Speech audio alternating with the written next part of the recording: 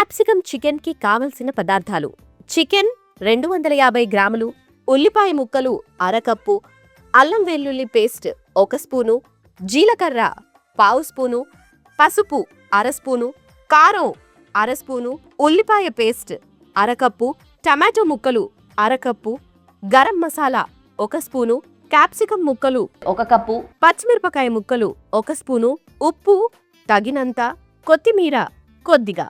Capsicum chicken తయారు చేసుకునే విధానం: ముందుగా స్టవ్ వెలిగించి పాన్ పెట్టుకొని నూనె వేసి వేడి చేసుకోవాలి.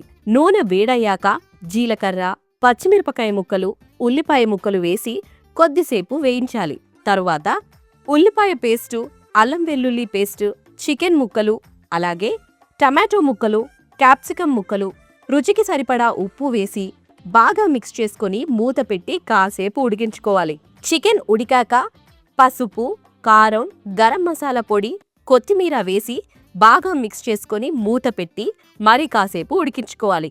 మసాలాల్లో చికెన్ బాగా ఉడికాక స్టవ్ ఆపి సర్వింగ్ బౌల్లోకి తీసుకుంటే క్యాప్సికమ్ చికెన్ రెడీ.